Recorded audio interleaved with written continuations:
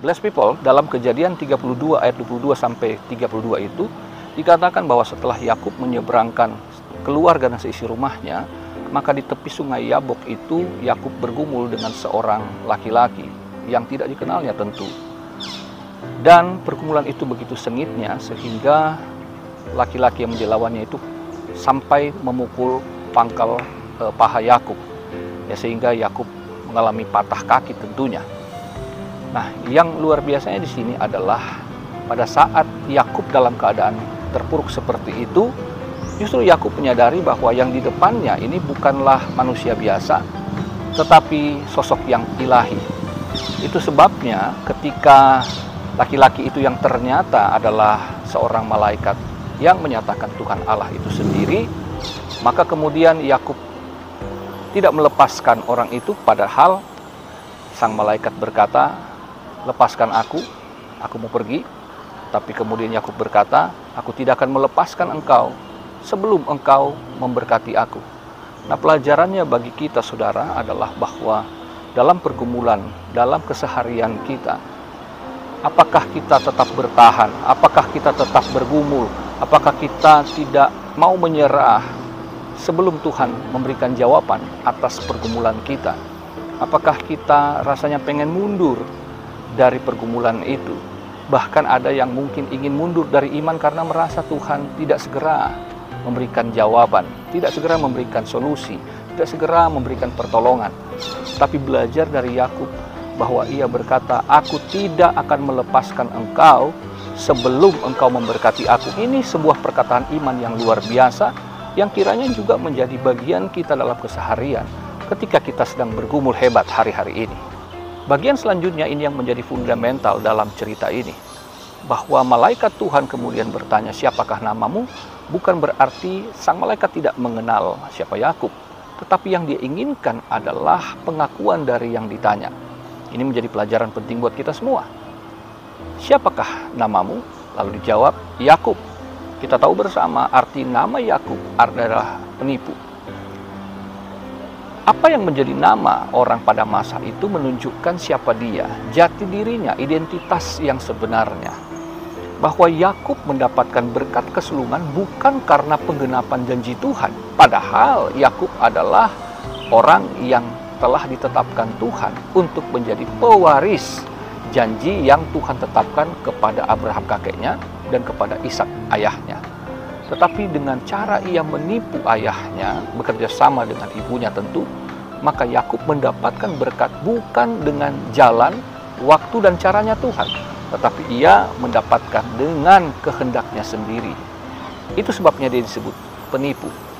Berapa banyak dari orang Kristen yang mendapatkan hasil dari tipuan semacam ini, ngakunya berkat Tuhan, tetapi sadarkah bahwa hasil yang didapatkan tanpa melibatkan Tuhan, tidak berjalan dalam kehendaknya, usaha atau pekerjaan yang tidak sesuai firman-Nya, meskipun itu berhasil, itu bukanlah berkat yang dimaksud oleh Tuhan.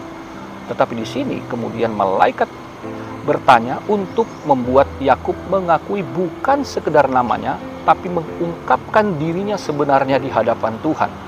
Dengan demikian bahwa pertanyaan malaikat itu sesungguhnya untuk membuat Yakub mengakui dosanya di hadapan Tuhan. Setelah pengakuan namanya, sang malaikat kemudian berkata, "Namamu sekarang bukan lagi Yakub, tetapi Israel. Kamu bukan lagi si pendosa, bukan lagi si penipu, tetapi Pangeran Allah, pejuang Allah."